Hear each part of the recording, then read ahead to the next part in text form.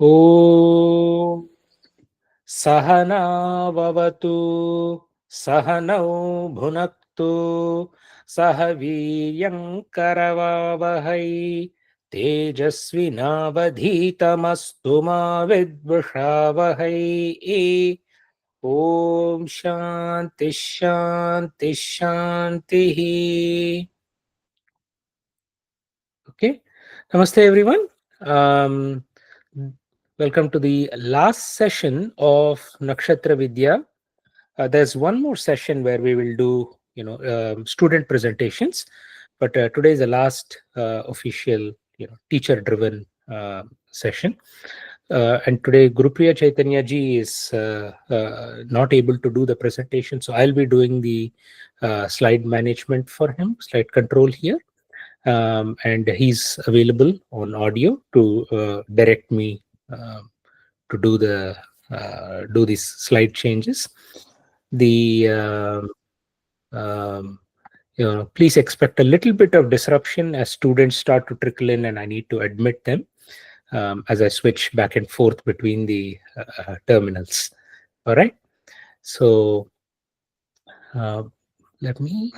My apologies to all for impose this upon. Well, but the Oh, no problem is problem. that I'm traveling a bit, and then I still Yeah, wanted to yeah. continue the schedule. My Oh, no apologies for problem. No issues. No issues. Just mentioning to students. Yeah. Okay. Sriniji, I'm available to help if needed. Okay, Ji. Okay. Okay. Thank you.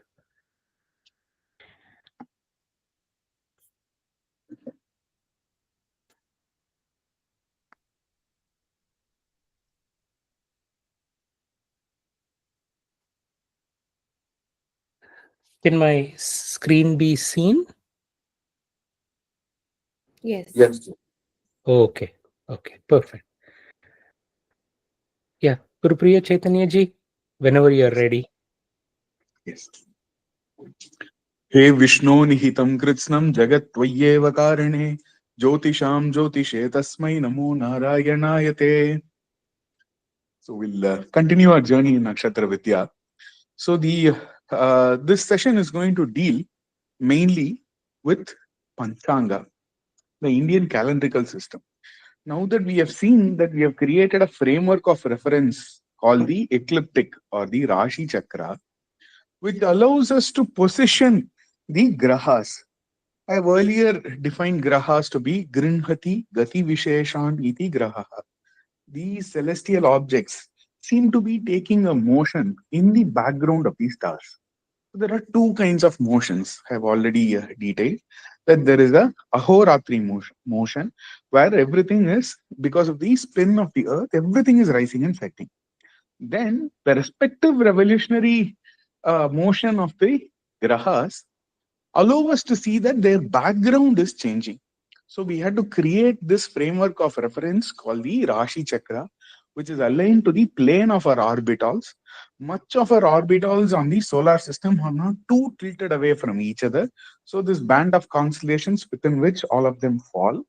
And hence we have taken these 12 constellations as our framework of reference, with Mesha as the first, the Aries as the first Rashi. So the absolute position of Ashwini, the 0th degree of Mesha Rashi, will become the point of reference for any revolutionary completion. If anything comes back to the same point, then it means that, okay, that particular object has completed a revolutionary period. So, having known this, now we'll go into the Indian calendrical system. Ji, are you on the main slide, or that's what we are seeing, the main slide? No. Now we'll move to the next slide. I just brief what we have done. So now we are entering the calendrical system. Next slide, please. So when you look at the current calendrical system that we have, we can call this an arithmetic calendar.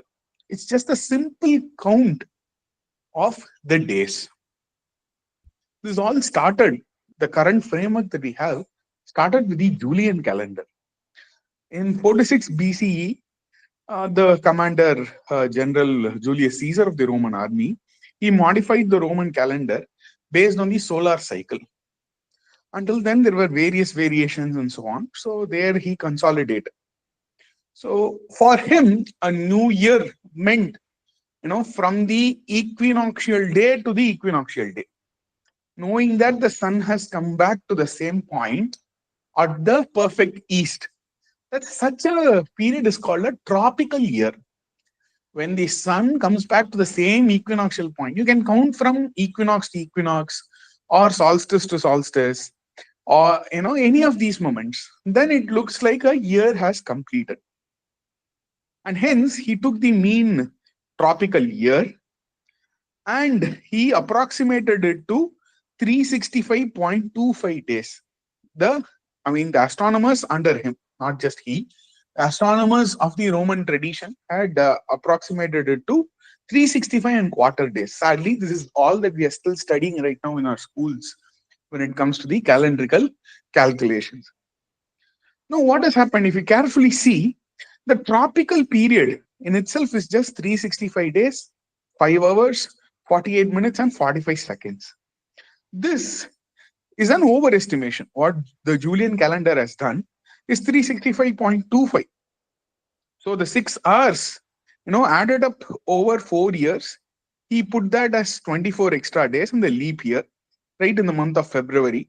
And that's how we have this current calendrical system where octa, deca, everything has become some other month. Octa has become the 10th month, deca has become the 12th month because the Julian, the July, and the August months got added and so on. And so this kind of structure that he had created, there was always an overestimation because every 4 years he counted that 0.25, 0.25, but actually one day has not happened because it's only 0.24, days, so to speak, right? So the Julian calendar was long by 0.0078 days, that is 11 minutes and 14 seconds every year. It was calendarically going wrong. This difference seems actually negligible. But what happens over the course of many centuries, over 100 years, the error becomes almost 0.78 day, right?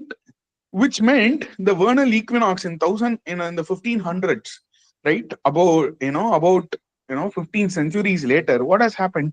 The vernal equinox, which was supposed to fall around March 21, started falling around March 11. So though the principle was supposed to happen, the phenomenon was supposed to happen, the new tropical year was supposed to be born, it wasn't happening. This was the challenge by the 1500s that the Julian calendar faced. Next slide, please. So the Pope Gregory the 13th, in 1582, he constituted a panel of astronomers. This was a problem, right? For the in with respect to the in the Catholic tradition, what is the event that comes in the month of March?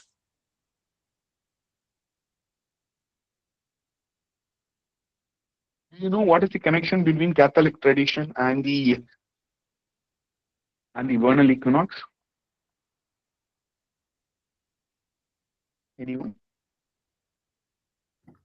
Lent. The Good Friday, right? The Good Friday, had to come, especially the Easter celebration, right? It had to come, at the point of vernal equinox for them, right? Following that, a little few days later, the Good Friday would also come. So this was a big problem that it wasn't, the equinox was skipping and the Pope Gregory the 13th, had this challenge. So Easter could not fall on the equinox day, and following, about I think 10 plus the 13 days after that should come the Good Friday and all these challenges that they had as per their Catholic calendar.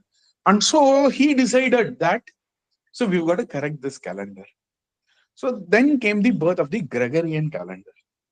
So in 1582, he brought out a revision saying that October 4 will be followed by October 15 in order to correct for these 11 days, of accrued error, right? There was a, in the entire calendrical system. He corrected that October 4 was followed by October 15 in 1582.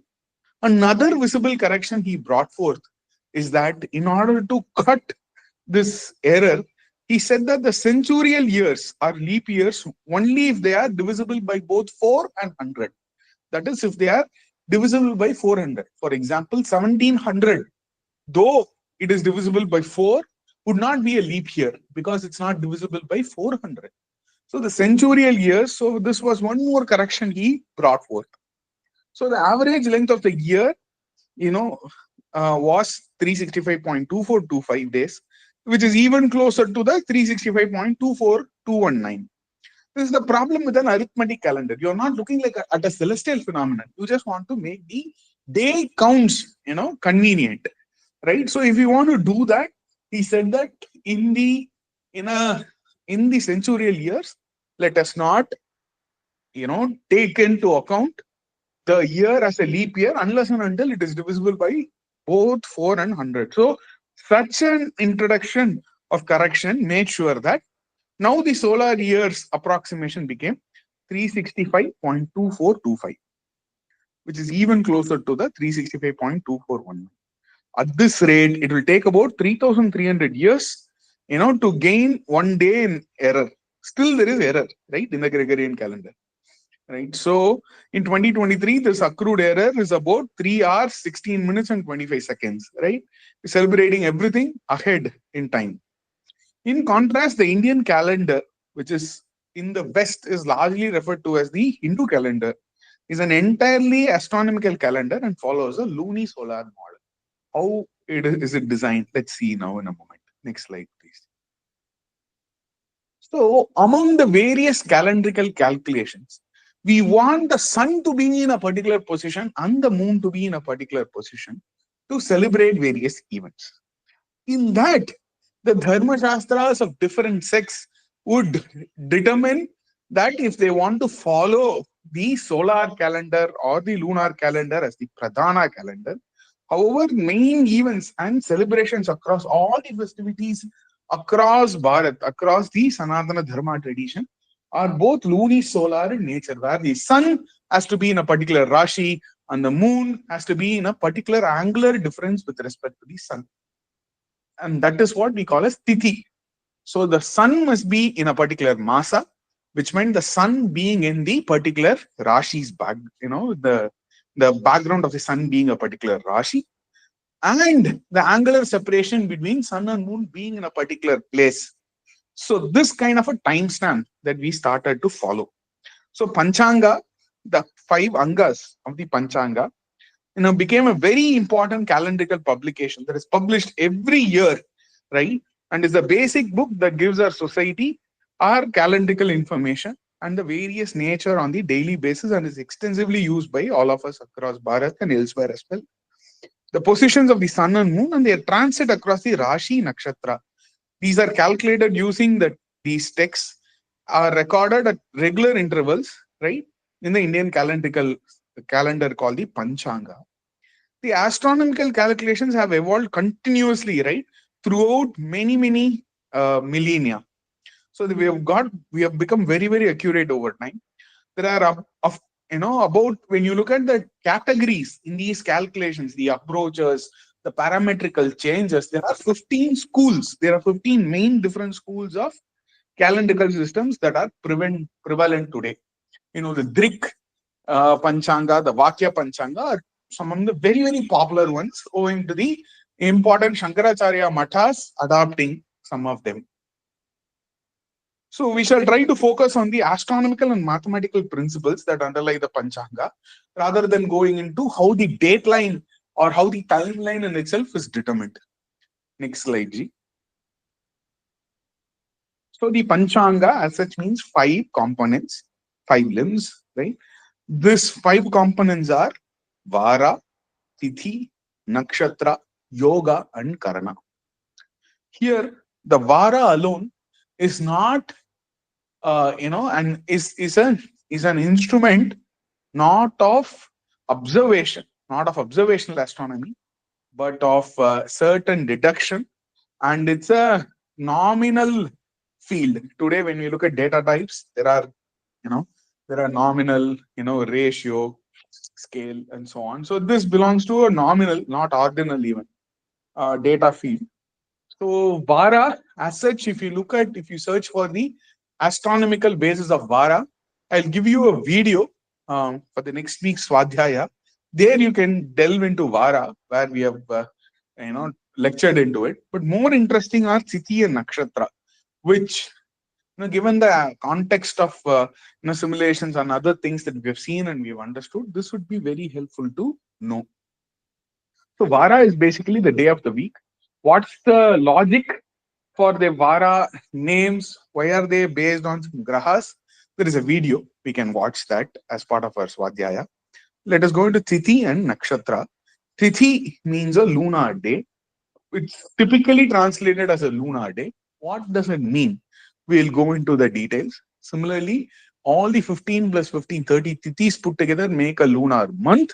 What it is also we will see. The Nakshatra is the Tithi, in its essence, calculates the angular separation between the sun and the moon.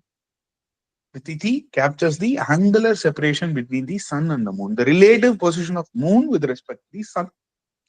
Whereas Nakshatra calculates the absolute position of moon with respect to the Rashi Chakra, with respect to the ecliptic, where the moon is every day, is calculated as per the Nakshatra. The yoga and karana are two other instruments. Again, we'll give some videos, we'll not delve too deep into it. However, yoga is again, doing 27 divisions of 360 degrees, just like Nakshatra, 27 degrees of 360 degrees. But every 13 degree, 20 minutes, that is a fraction of the yoga, is the sum of the longitudes of the sun and moon, adding up to a component of 13 degree, 20 minutes. Let me not go into it too much. It's very, it's very elaborate. It's very fascinating. But Tithi and Nakshatra is something that affects us every day. So that is something that we must really know. Karana is nothing but half the duration of a Tithi, like AM and PM, right? AM and PM are convenient for us to know when the meeting is, when do we decide to do a few things. So like that, Karana is nothing but half a Tithi. Ardha Tithi Mana is Karana. Let's go to the next slide, G. So we are going to delve into Tithi now. So, as I said, a Tithi or a lunar day is the time it takes for the longitudinal angle between the moon and the sun to increase precisely by 12 degrees and its integral multiples. Okay. What it is, we will see now. May I request you to kindly go to the simulation asset 1G. Yeah, that yes, please.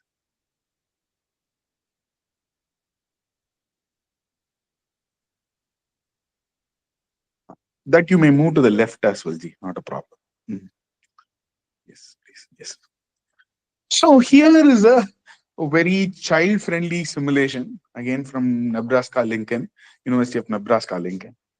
So we are positioning ourselves at a place at a fixed time. That's 2 p.m., let us say. This is the 6th lunar day, day 6 it shows here. However, we are going to position ourselves at some point in time, the sky we are looking up, which is 2 p.m. And at that exact moment, we see sun to be somewhere and the moon to be somewhere. Right? You can see the sun in the yellow color ball here, and the moon's, a sort of a, part lune of the moon visible right now.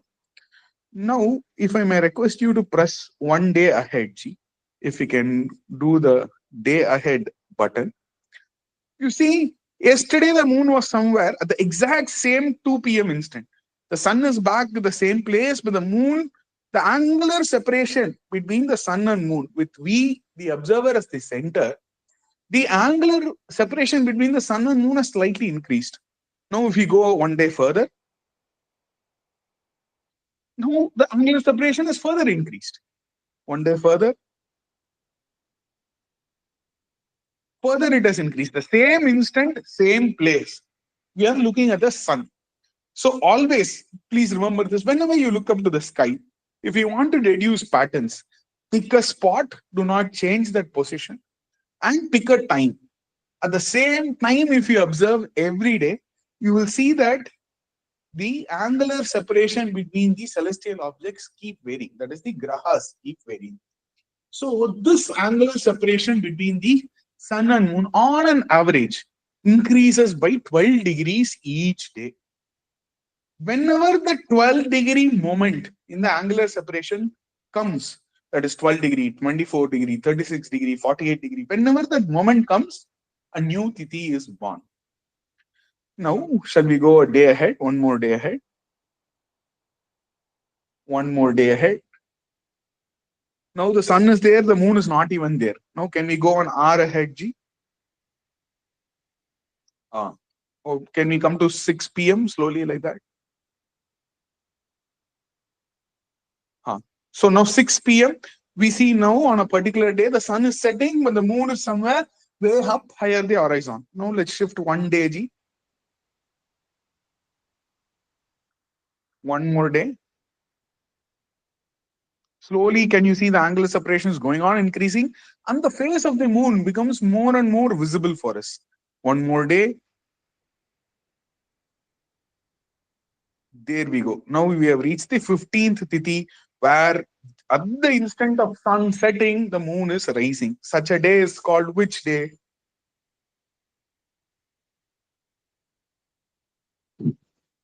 Full moon. Yeah, it's a Purnima, the full moon day. Now can we go to the Asad 2 simulation? Ji? Why is this happening? This is happening now. Let's look at the day of Amavasya.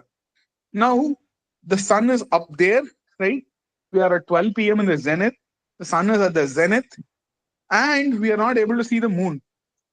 Slowly, if we jump day by day, can we go one day ahead, G? So we have completed a rotation. And at the same time, the moon has moved further on its orbit around us. One more day.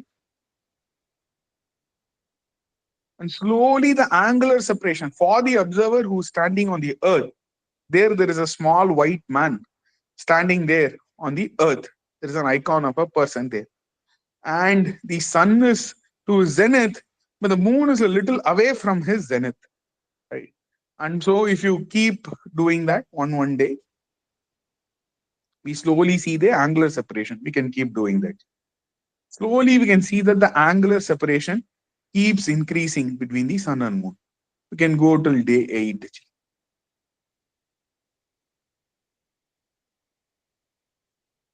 Shashti is the Shashti Tithi, this is the Saptami. And if you go, yeah, can we go an hour later? Yeah, so now on an Ashtami, when you see the moon will be half lit like this.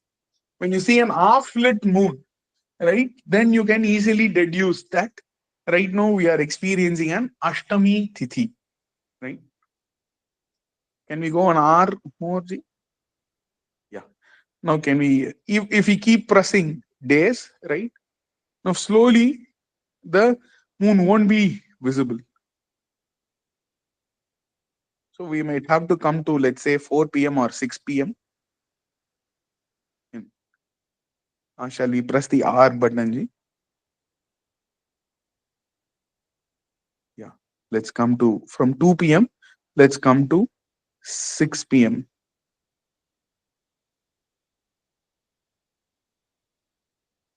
Yeah. Yes. So now we are at the Surya Astamana time, right? Now can we jump a day?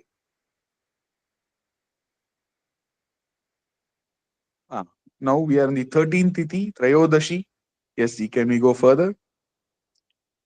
Yes, one more day further. Yeah. So this arc length that the moon covered right now is the Purnima Tithi for us. We can come back to the presentation.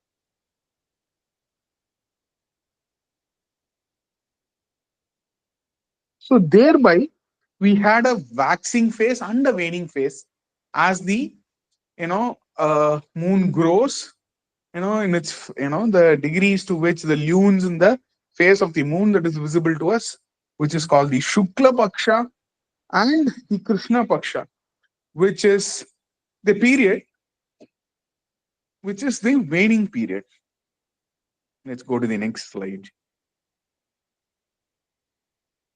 So we created this kind of a nomenclature in the Shukla Paksha. When the angular separation between sun and moon is 0 to 12 degrees, then is the Shukla Prathama.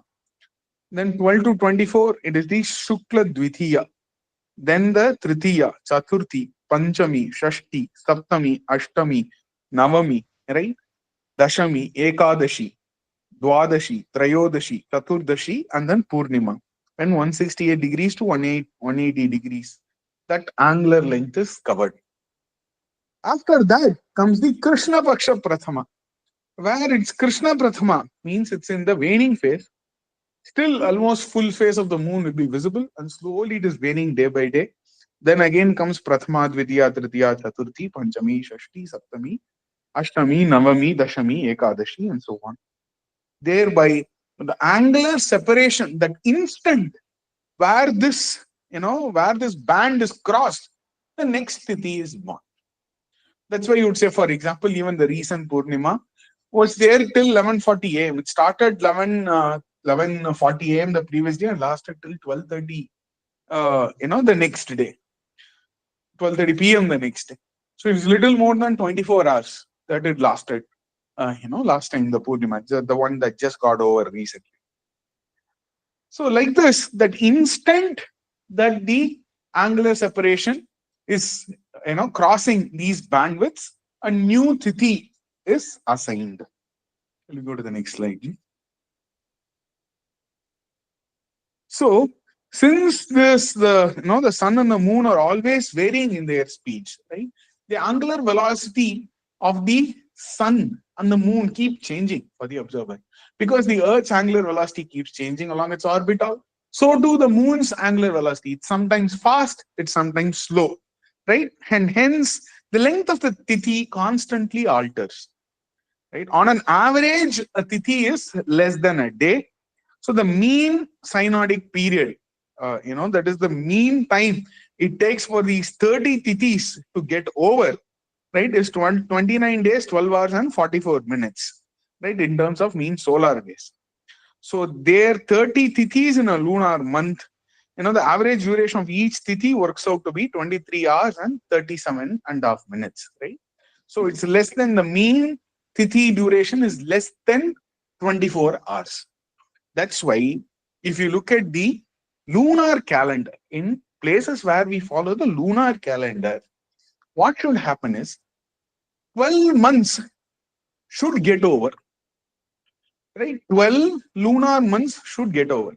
If it gets over 354 and a fraction of a day, it will get over. The entire year, the lunar year will get over. That's how Yugadi comes, ahead of the solar new year, right? And it keeps jumping. The dates keep jumping every year. Then what happens? The next instant, that 12 such, 30 tithis are over, 12 lunar months are over, the next Yugadi comes. So what happens? There is a point in time where we'll have to reconcile the lunar and the solar calendar, which happens astronomically. There will come a solar month. There will come a lunar month where the sun will not transit into another Rashi. This naturally happens in a duration of 2 years and 7 months. Naturally. And such a month will be termed as Adhika Masa. In such a lunar year, there will be 13 lunar months, where one lunar month which does not have any solar transit, where the sun does not transit from one Rashi to another, it naturally happens because of the sinking of the synodic periods. We will have something called the Adhika Masa. In such a Masa, mostly we don't celebrate any festivities, marriages, and so on in the states that follow the lunar calendar. Okay, coming back to this. So the duration of a tithi is less than 24 hours on an average. However, as I said, it can vary quite a bit. The next slide, please. See, every day, right, the moon can traverse 15 degree 33 minutes to 11 degree 46 minutes. It can be as fast as in a day, it can cover 15 degrees 23 minutes. This fraction of the ecliptic. The ecliptic, the bar chakra is 360 degrees, right? So it can, cover about 15 degree 23 minutes per day, right? Almost 15.5 degrees. That fast it can travel, right, in its revolutionary period. Or it can be as slow as 11 degree and 46 minutes. Thereby, the Tithi duration can vary from 26 hours 47 minutes to as small as 19 hours and 59 minutes. Right? Quite a big variation. This, we were very, very accurate in computing. We were very accurate in computing our Tithi duration. The moon position and sun position, all our Indian calendrical traditions have been extremely competent in finding their, thanks to advancements in trigonometry, calculus, all this happening in India. The mathematicians and astronomers could find out the true positions of the sun and moon very, very accurately. Similarly, the average length of the lunar month can vary from 29 days and 5 hours to 29 days and 19.5 hours, right? So this much variation can be there.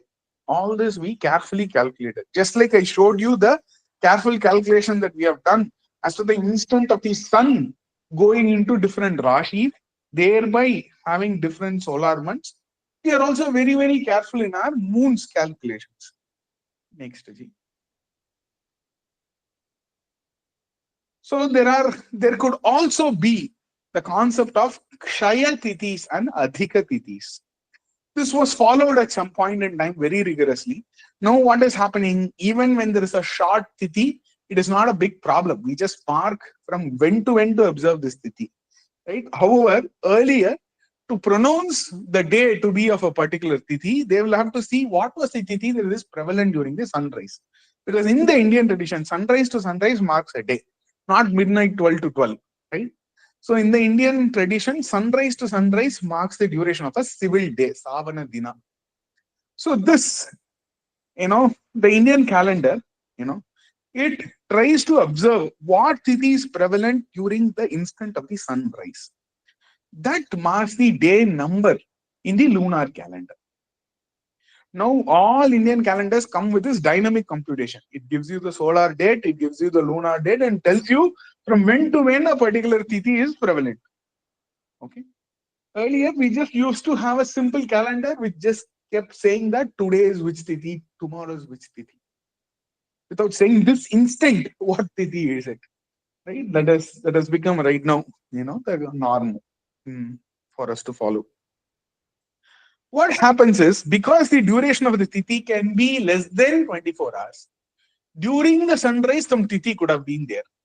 And the next, during the, when we witness the next sunrise, what could happen? An entire Tithi could have gone and a new Tithi could have come. So, such a Tithi is called a Kshaya Tithi, a Tithi that got lost in the duration of a day. That is a Kshaya Tithi. Then there can be also Adhika Tithis. During the sunrise, just before the sunrise, a new Tithi could have been born. It could have lasted till the next sunrise and a little after the next sunrise also. Thereby, it can become an Adhika Tithi. It can span across multiple days, the same Tithi. Right? So, this, both Kshaya and Adhika Tithis are possible. Next slide, please. Ji. What happens in the case of Kshaya Tithi? As I just now told you as an example, what happens? Let us say if the Tritiya Tithi is the Kshaya Tithi, the sequence of the days in the lunar month will be 1, 2, 4, 5. Earlier that's how the Panchangas will list. It will say that this month we are not really celebrating a Tritiya at all, right? Because during the sunrise it was not prevalent, right? Thereby it will become a Kshaya Tithi. Then an Adhika Tithi or Ahoratra Tithi is that it could have been prevalent during 2 sunrises. The same Tithi could have remained. Then that becomes an Adhika Tithi. So in such a time, the calendar will have Prathama, Dvitiya, Tritiya, Chaturthi, Chaturthi, and then a Panchami. So all this can happen. Next slide, please. there used to be a special kind of a tithi called the Tridina Sprik. Sprik means touching. And a tithi, we just saw that can last up to 26 hours even, right? 26 and a half hours. So it can span the course of two sunrises. And it could have, thereby it's called 3 dinas sprik. It touched the day one towards the end. Towards the end of day one, it started. Day two, during the sunrise, it was there. Day three, also it is there. So it's called a tithi that is touching three unique, sunrises. Three unique civil days, not sunrises. Two sunrises it will touch, and it will touch, basically the duration of, three solar days. It can span across, touching them, not encompassing them, just touching them. So it's called 3 dinas sprik. 3 dinas, it is touching. So these are all very fascinating aspects of our Indian calendar. Next slide, G. Gee, quick question on that part. Is that a special day that's celebrated for some reason because it's special? The festivities extend. That's all. Let's say if a particular, Rama Navami was a 3 dinas sprik, it gives you a lot of reason to celebrate on 2 days. So the festivities extend on both day 2 and day 3 on such a thing. 2 days it will be celebrated. Okay. How often does this occur?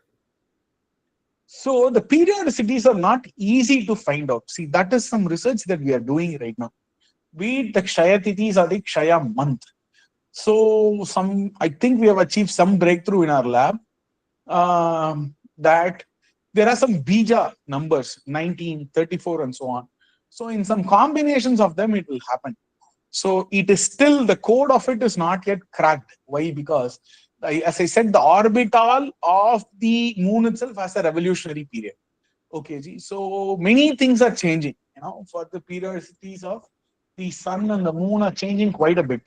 But what we know is that there can be even, there can be some very, very fascinating events that happen over a course of 19 years. Patterns after 19 can repeat. That is what we see, when it comes to the sun and moon. Let me later share some research on top of that. It becomes quite tedious to go into some of this. It will become 19x plus 164. Then there is an intercept. So that, the periodicities, the circular periodicities are not well defined yet. However, Bhaskaracharya and others have intuited saying that there are two bija numbers, the 19 and the 19 and 34. Based on the cycles of 19 or 34x, certain periodicities will repeat. So that have proven to be right and wrong, but we have found that 19 and 34 can be the bijas. Every occurrence can be turned with some equation that involves 19 and 34 in it. Very, very fascinating work. It is still in the making. But it's not well-defined periodicities. It's circular. It's changing. So we try to determine things as it is, as it happens. But the periodicities of many of these anomalies are yet to be thoroughly studied. Can we move? Yes. So now, what would happen is, see, here is a problem for us to work on. How do we mathematically treat it as a problem? See, find the tithi on the day when the longitude of the moon is 140 degrees and the longitude of the sun is 90 degrees. Right? With any of the apps, you can find the celestial longitudes of the moon and the sun. Okay. But, the celestial longitude is what we kept tracking. How is the tithi and all that calculated? We need the absolute position of all the celestial bodies, where they are with the ecliptic as the reference point.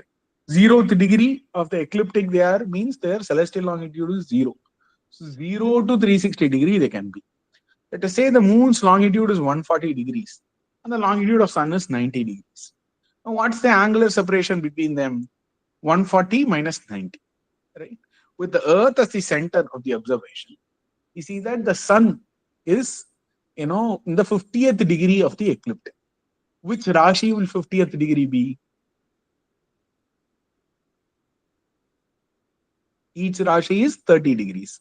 So 50th degree is in which Rashi?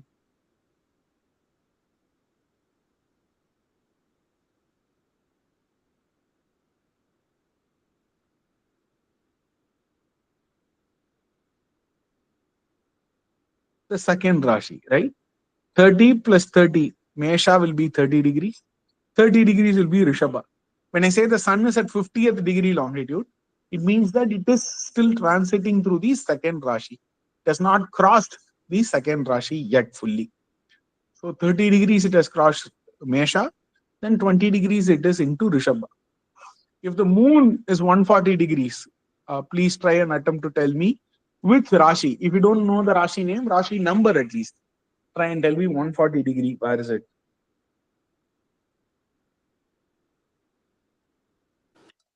Fourth Fourth. Rashi. Fifth Rashi. Four Fifth, fifth. Rashis are 4 into 30, 120 degrees are over. So now currently it is transiting in the fifth Rashi. If it finishes 5 into 30, 150 will get over, right? So it's 140 degrees. So 150 has not yet gotten over. So it is in the fifth Rashi. So it's the ceiling function, right? Divided by 30 and then apply the ceiling function to it. So what happens now? Let's say we find the angular difference between, the moon and the sun. 140 degrees minus 90 degrees is 50 degrees, right? So now what has happened? 140, so 50 degrees is the angular separation. Which tithi is prevalent right now? If I divide it by 12 degrees, I see that it is 4.167, which means 4 tithis are already over and the fifth tithi is running right now. So when you round up the result, it is 5. So the current tithi will be Shukla Paksha Panchami. Is this clear for all? How did you arrive at Shukla Paksha? You remember the first table I told you, the Shukla Paksha 0 to 12 degrees, then 12 to 24. Right? When it comes to Krishna Paksha, the angular separation would have crossed 180 degrees. There will be 180 to 192. Okay. Okay. We will see such an example also now. G, may we go to the next slide? So, Gurupriya ji, Yes, please. so in terms of tithis, so how many tithis are there in each paksha? We went through that earlier. 180 degrees, right? 0 to 180, 0 is Amavasya, 0 degree angular separation between sun and moon is Amavasya. 180 degrees angular separation is Purnima. Each tithi is 12 degrees. So if we divide 180 by 12, which 15, we already saw that there are 15 tithis in the Shukla Paksha, 15 tithis in the Krishna Paksha. So it's always 30 tithis. 30 tithis, yes. Triangular separation, right? You see, it's 0 to 360 degrees, right? And each tithi is 12 degree. Every 12 degree multiple is an, tithi, right? In 360 degrees, how many 12 degrees are there? 30 12 degrees are there. Makes sense. Dhanyavad. Okay. You see, now what would happen? Let us say the moon is at the longitude of 55 degrees. 55 degrees means it is still in the second Rashi, right? And the longitude of the sun is 105 degrees. 105 degrees, it is in the fourth Rashi. 3 Rashis are 90 degrees. Fourth Rashi is 90 to 120, where the sun is currently at 105. So the moon is at 55 and the sun is at 105. Now, always, what should we do? We should, subtract the moon's longitude minus sun's longitude. But 55 minus 105 will give us a negative number, which means the sun has finished a lap and it is going to catch up with the sun almost. Right? That's why it seems to be behind the sun. Right? So it means we'll have to add. Always remember the formula for finding a tithi is longitude of the moon minus the longitude of sun, lambda m minus lambda s divided by 12.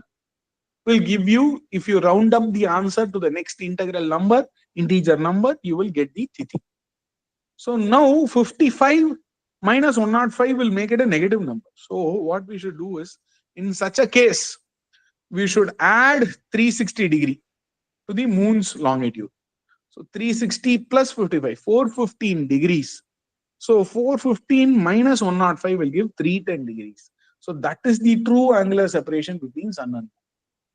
When you see that the moon is behind the sun, it means that the moon has crossed the 180 degree mark and is trying to catch up with the sun back again. because of its revolutionary period. So we add 360 degrees plus 55, right? We'll make it 415. 415 minus 105 will give 310.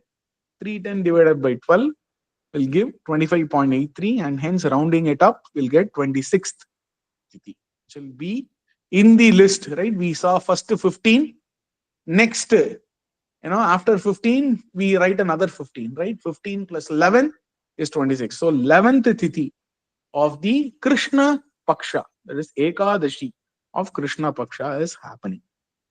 Don't worry, with this, I'll give you some videos also. You can slowly re-see them, and then we'll become very clear as to what the tithis are. But this is the essence of it. This is how calendrical calculations happen in India. So if we take Panchanga for granted, it is basically very nuanced calculations, right? Well thought through, right? So at least next time on, we'll at least revere the Panchanga that, okay, there's some higher order math here and very appreciable content here. Next slide, please. So if this is the Tithi, then what is a Nakshatra? The word Nakshatra means Nakshayatiti Nakshatra. That which does not decay is Nakshatra. The same ecliptic, 360-degree ecliptic, is divided into 27 equal parts. And these are given names, starting from Ashwini, ending in Revati. Each nakshatra corresponds to 800 arc minutes or 13-degree 20-minute segment of the ecliptic. Like each Rashi is 30-degree segment of the ecliptic. Each nakshatra is another way. The same distance, right, from Austin to California can be measured in miles. Then you'll have milestones, or it can be measured in kilometers, where you'll have kilometers. Whichever is a bigger number, you will have lesser fractions of them. Here we have more fractions of them. 27 fractions of the ecliptic makes the nakshatras. The nakshatra at any instant, today's nakshatra is this, says that, that is the place where the moon is. The absolute position of the moon in the ecliptic is denoted by the nakshatra. Shall we go to the next slide? So this 360-degree is divided by 27 segments. Each 13-degree, 20-minute segment. Today I say, today is the 19th nakshatra. Means it's in the 19th segment of 13-degree, 20 minutes. Which is the 20th nakshatra. It's in the 20th segment, right? 20th segment means what? 20 into 13, right? Which will make it 260. Then 20 into 20 arc minutes will become 400 arc minutes. In that there is 6-degree and 40 arc minutes, right? So 266-degree 40th arc minute is where the moon is. That's what is meant by a particular nakshatra. Every day, today's Tithi, today's nakshatra, you can see it in the calendar. What does it say? Where the sun is, where the moon is, what's their angular separation? What's the absolute position of the moon? That's all the nakshatras. Next slide. So why this 27 divisions, you may ask.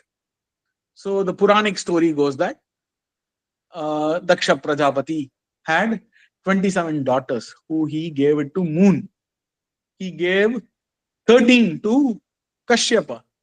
Then he gave, I think 2 to Yama and 1 to Shiva. Right? So we know all this in the Puranic stories. However, why this 27? Why is the ecliptic divided into 27 segments? Okay. The sidereal period, whenever what is meant by sidereal period is the revolutionary period. Sidereal is a technical astronomical term. The revolutionary period of the moon, for moon to come from Ashwini Nakshatra back to Ashwini Nakshatra, these 360 degrees for it to, traverse the sky, it only takes 27.33 days. The revolutionary period of moon is 27.33 days. So a nakshatra typically tells you which, in its revolutionary period of 27 days, where it is. That is what the nakshatra tells you. To indicate the day-to-day position of the moon in relation to the stars, the stars to the stars or the zodiac, right? The zodiac has been divided into 27 equal parts from a fixed initial point in the ecliptic. Why is all this very, very important? Why is this important? Is because our tilt of the earth and all that, everything is varying. So we need a proper frame of reference. So we always take the Ashwini Nakshatra. In the West, they take vernal equinox to vernal equinox in their calculations and so on. But the vernal equinoctial point itself can slowly precess. That the Romans did not know. So all that they did not know. For us, we take a particular point in the sky as the background.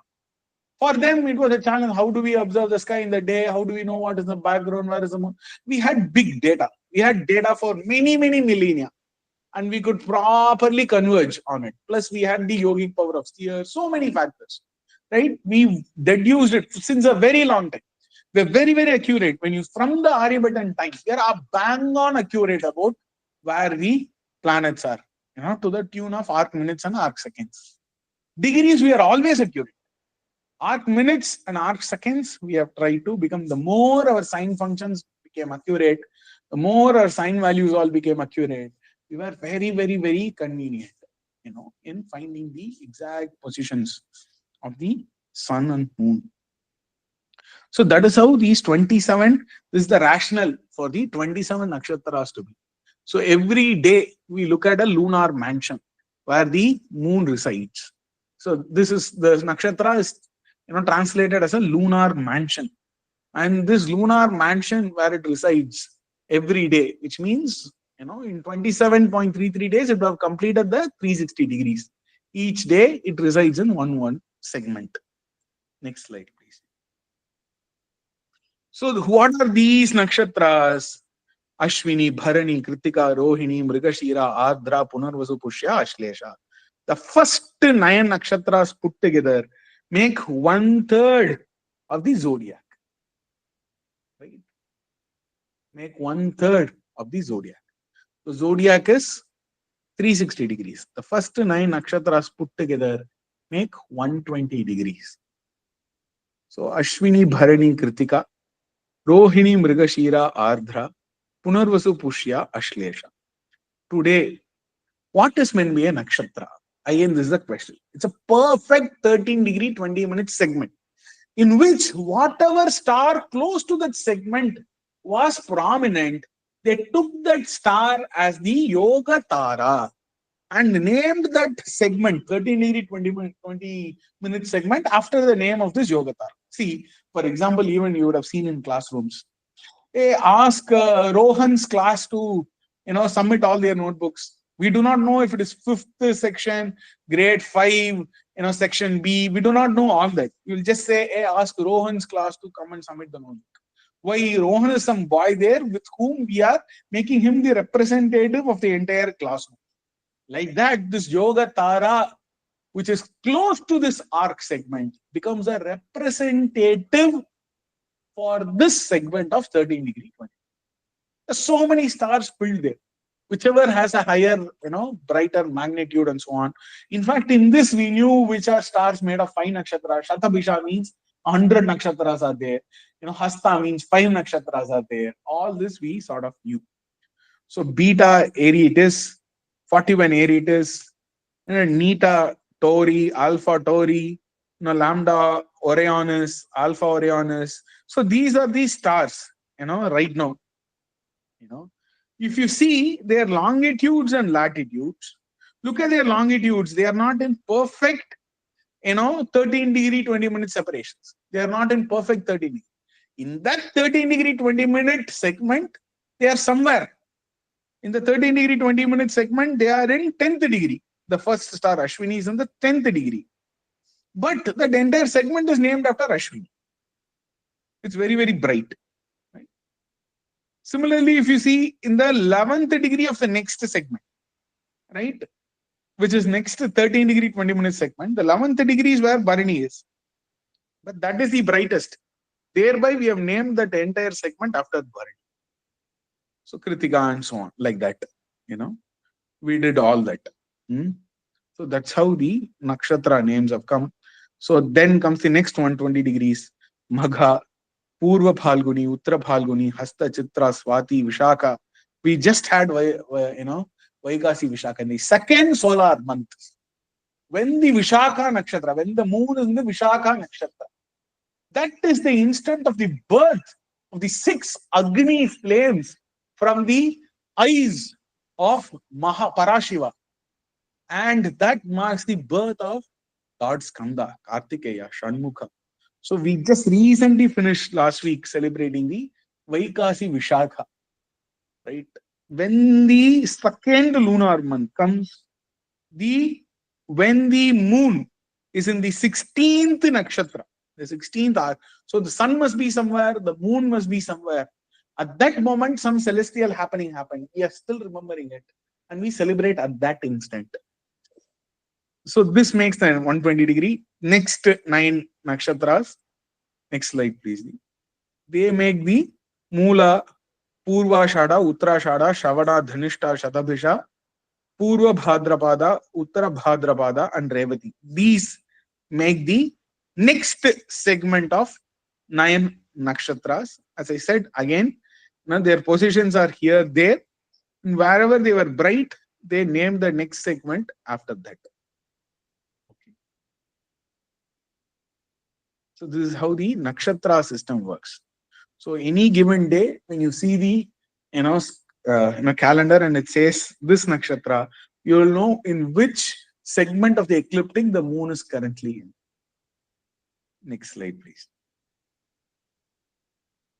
Now, these are called yoga taras, and hence the nakshatra in Panchanga essentially means the position of the true position of the moon, right? That is what it means. This I have already explained. Next slide, please. So each nakshatras are further divided into 4 padas, right? 4 padas. These are called nakshatra padas. 3-degree, 20-minute hour segments. They are technically termed as nakshatra padas. So this 13-degree, 20 minutes can be split into 3-degree, 20, 3-degree, 20, 3-degree, 20, and 3-degree, 20 minutes, like that. Right? Each zodiac, each Rashi is large enough to accommodate 9 such nakshatra padas. 9 such nakshatra padas make 30 degrees. Right?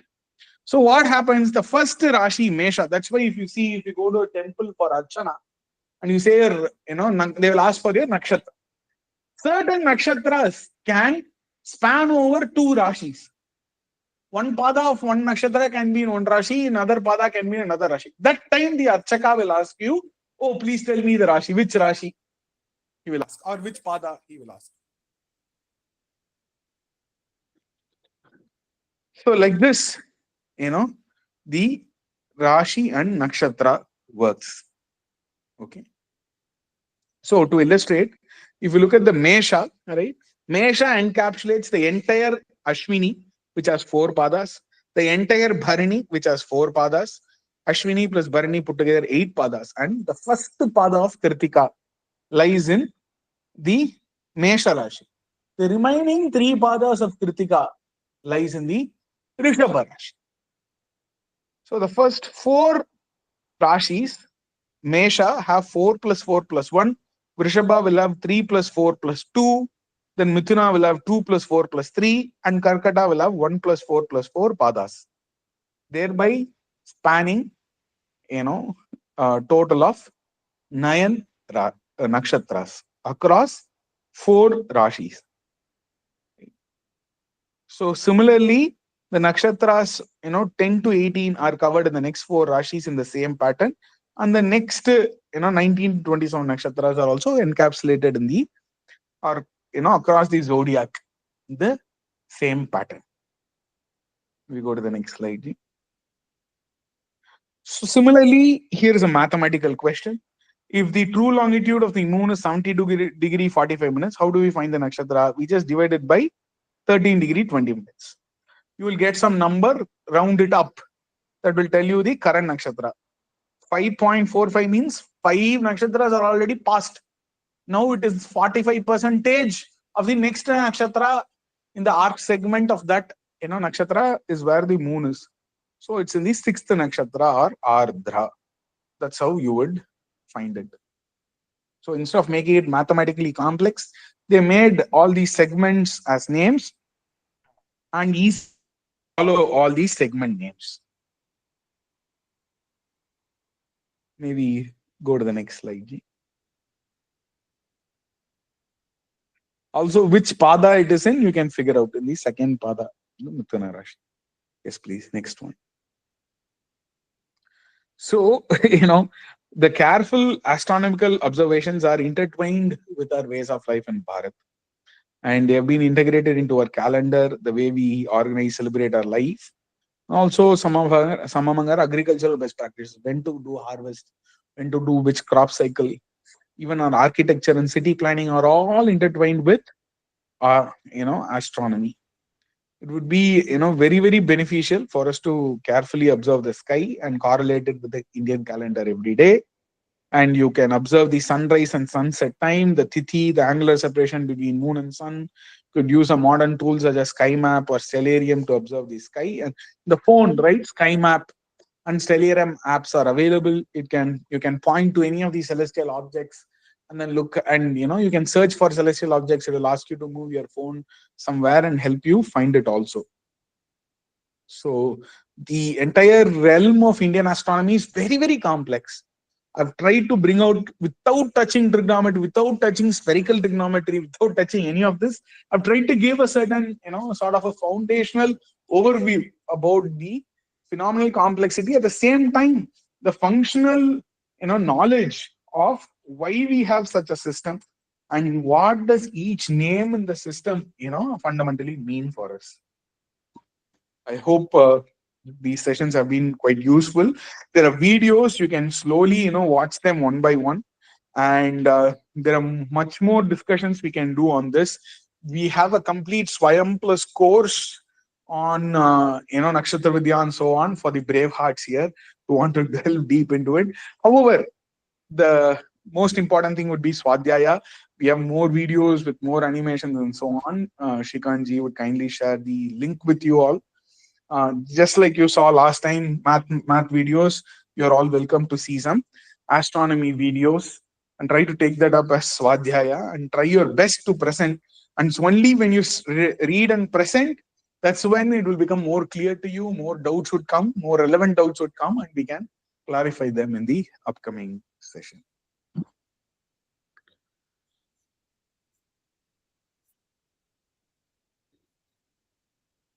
Well, first of all, I want to take the opportunity to thank Sri Gurupriya Chaitanya ji for imparting such wonderful modules to us, Ganita and Nakshatra Vidya. So thank you very much, Ji, taking time out of your busy schedule, right? You're a researcher and you're pursuing other things. So thank you very much showing up here for us every weekend for the last couple of months, helping us out with all this knowledge. So it's very unique for us. I'm sure everyone really appreciates that. So thank you again very much for that. I'm very, very grateful to our gurus, Shriman Matushi. In fact, Shriman took me to the roof in 2010, and he slowly started, teaching some among these, and that's when we started reading the Panchanga and correlating things. We brought a Sky Master from the US, where Shriman's, brother-in-law, Matushi's brother, had bought the Sky Master for us. That's how our journey in Indian astronomy began to end What's up a in a Sky PhD. Master? The app or? No, the physical, viewer, the telescope. Oh, the view. Okay. Telescope. Yeah. Oh, telescope. Yeah. Okay. Yeah. Okay. I hope some of this at least is eye-opening. I hope some of this at least is understandable and digestible. If not, it's just chewing the cud again and again. I welcome you to watch the videos. Next week we again meet. We'll again try to clarify a few things. Yes. So in terms of content, it is done, right, Shri? Gurupriya ji? Yes. Yeah. Yes. The planned content is. Yeah. So to everyone who's able to do this, next week we will I'll send out a link with the videos suggestions that Sri Gurupriya Chaitanya ji has sent to me, and please pick one or two topics from there, and please just review it and share it with uh, share it with the rest of the class here, just like we've been doing for the other modules. Okay. Um, Anything else, Gurupriya Chaitanya ji, that you want to share before we wrap up? This is it from me, Ji. I welcome all of you to go to Drik Panchang every day. If you do not have an Indian physical Panchanga, you can definitely look at the everyday Sthiti names. Then you can also have a sky map or a stellaria map and observe for those who are very interested. We again meet next week, hopefully, for a final session Yeah. where you have some time to chew what has been offered, and we can Yeah. further turn out further thoughts and questions from there. Okay. All right. So, all right. Go ahead, Rohit ji. Namaste, Guru Priyaji. Thank you so much for the wonderful teaching. I did understand quite a great deal of understanding around astronomy, but there are few topics which went little above my head, and I want to understand what is the right way to dissect and further deep dive into it. Is watching the video again making sense versus something that you can provide a bite size, and then there should be an area where I'm looking forward to further explore. Like, what is the right thing to do here? So we have published an IKS primer book from Anadiji. We have published a book on Nakshatra Vidya. So you can watch these videos, then you can go to the book probably. And then there are also the great source texts and their translations and so on. After that, we can go into the source texts and their translations as well. You can stay in touch, G. We can see as you unravel more and more, we can give you more and more content. Got it. For sure, I can refer the books, Ji, but whenever you get a chance to even share some videos as well, like you demonstrated a great deal of animation as well. That helped me understand and connect better in terms of how the angular separations are and all that. Now, in this entire 1.5 hour, 40 minutes video, sometimes it gets challenging to deep dive and zoom in further on a very specific thing for which you have a doubt. Do you see there is a catalog that we can build here where someone wants to know, okay, this is the area if you want to understand, this is where you need to go, and this is a video as well for the animation which you can explore as well. Something along that line is what I feel can help me deep dive further into the areas which are a little gray to me, and just sharing some food for thought here, and maybe we can help. Yeah, so in the book that we have made sure that we have given animation for each chapter and links for them and some to-dos and tasks that you can, activities that you can do in the book and so on is there. And the good thing would be to watch some more videos that G is going to share, and then might be the book. And then from there, you can keep in touch with us. As you unravel more and more, we can provide more details. But I'm very, very happy, Rohitji, that you started your comments saying that a good portion of it you could understand.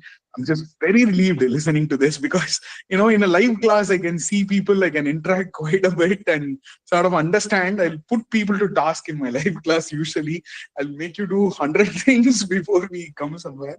We usually take about many years to and then reiterate, and like the spiral model, we go back and forth, and I have our children here close their eyes and tell me where the moon is, where the sun is, and now slowly we are practicing for the interior planets and so on. So this is I hope, I'm very, very happy that even through a virtual medium we could do something in this course. Totally relieved, Ji, listening to your comments. Thank you. Actually, the credit goes to you. I haven't seen any teacher who has so much great detail of understanding and the clarity of thought the way Guru Priyaji you have. So it all goes to you, because the emotion of clarity itself is not generally present to every teacher, but you have demonstrated to a very deep dive level. So thank you. Yeah. Guru Kripa Ji. Thank you. Deepti ji? I opened Rick Panchang and I set the location to Dallas, which is on the same longitude as us almost. Can we Yes. go through it with Guru Priya ji? Yes. Yes, Ji. In the next session, we will do that. Ji. Is that okay? I can show you different Panchang inside it itself and in different locations also. Shall we do that in the next session, Ji, during our presentations, as well as you can also explore a bit there, Ji. If you click on Panchang, month Panchang, you will see different calendrical system. Tamil, Telugu, Assamese, different systems are there inside the Drik. You can explore it a bit, and in the next session, we'll, if it's okay. I'm not having a laptop on my hand right now, Deepti. That's why. And the next session, I can open it up and then we can Can I Yes, share, or if you allow me, I can share my screen. Can we do it in the next session if it is Okay. kindly okay? You'd be there next session. I'm Yeah, sorry. yeah. I should also Yeah. catch a bus back to ashram now. That's why. Ji, ji. We can definitely do it in the next session. Ji. Happy to do it. Yes. Ji. Thank you. And drikpanchang.com is the website you were referring to, right? Correct. Correct. I celebrate whatever people say, no matter whatever people say around me. I celebrate festivals according to this website only. Wonderful. Okay. Let's wrap up then. Yes. Om Sarve Bhavantu Sukhinah, Sarve Santu Niramayah, Sarve Bhadrani Pashyantu, Ma Kaschid Dukkha Bhag Bhavet. Om Shanti Shanti Shanti. Harihi Om Shri Gurubhyo Namaha. Harihi Om. Okay. Thank you, everyone. We will meet again next week for our final concluding session on this. Have a great day. Bye. Thank you, Guru Priya Chaitanya ji. Namaste all ji. Namaste. Namaste. ಧನ್ಯವಾದ.